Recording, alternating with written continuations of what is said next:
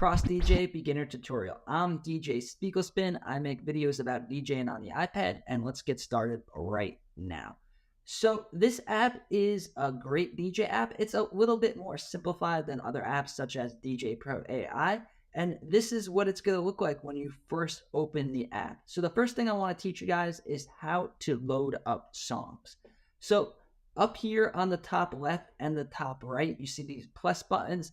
This is how we're going to add our songs.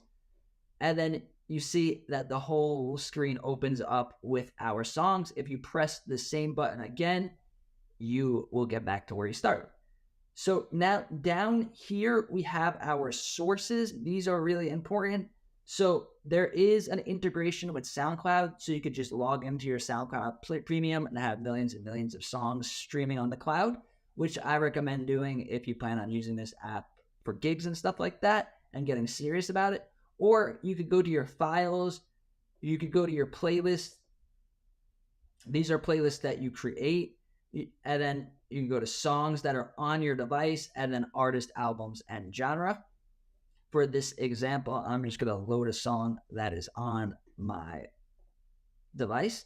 So now you'll see it loaded up onto the whichever plus button you pressed. So if you pressed the left one, it'll load it up on the left. If you press the right one, it will load it up on the right. Now over here to the right and to the left, we can adjust our BPM. Basically, if you raise the BPM, the song is going to go faster. If you lower it, the song is going to go lower. If you're playing two songs at the exact same time and want to blend them together, they have to be the exact same BPM for it to sound good. Next is going to be down here. We have our volume. This is the volume of the track. And then if you look when the song is playing, you will see the levels down here too in the same volume thing. I think it's pretty cool how they were able to fit that in there. Next is down here, we have play. Press it once, it'll play the song. Press it again, it'll pause the song, just like on a TV remote or something like that. Next is cue. You could pick a place in the song, press the cue, and then it'll create a temporary cue point there for you. If you press it at a different spot, you will get another temporary cue point. This is good for marking your space or finding out where you're going to start the track. Over here, we have a basic regular EQ. So we have lows, mids, and highs. The low is the bass, the boom, boom, boom of the track. The mids are what's in between, and the highs is like hi-hats and high-pitched sounds. So DJing, these are very important to DJing. Next, we have sync, which is honestly probably something you're going to use a lot if you're DJing this with this app. And that is going to make both tracks the same BPM, and it's going to line the beats together so that basically you could cheat mixing. You could mix without knowing how to beat match and how to mix like that. Next is the crossfader. So this is like a volume knob. So all the way to the right is only going to play the right song at full volume. In the middle, the right deck is still going to be on full volume, and then you could blend it to the left. So middle is both songs at the same volume.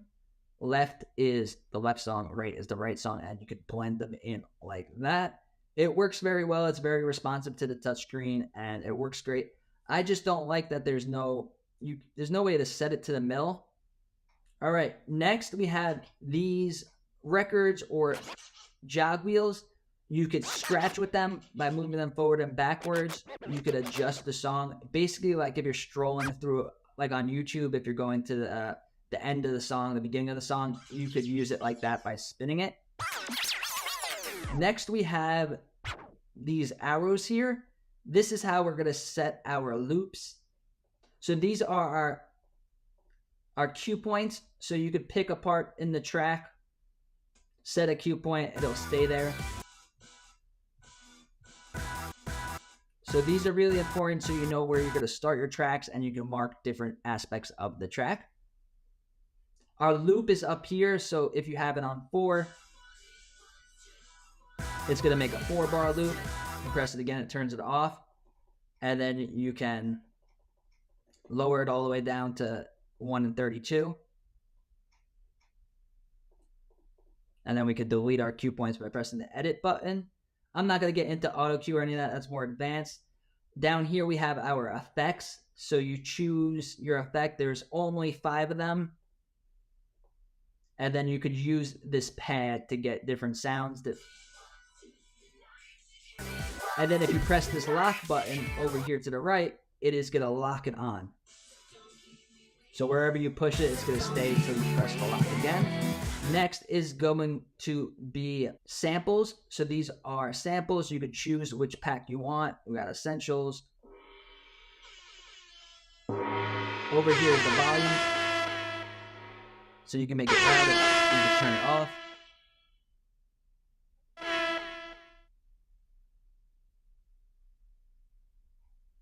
If you want, you could, it's kind of hard to do, but instead of pressing the middle, you could kind of press it and slide it to the right or the left so you could get it on one side and not the other.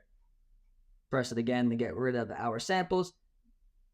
And that's basically it for getting started with this app. Watch one of these videos over here where I compare the 3 best iPad DJ apps, and you guys could choose whichever one is best for you.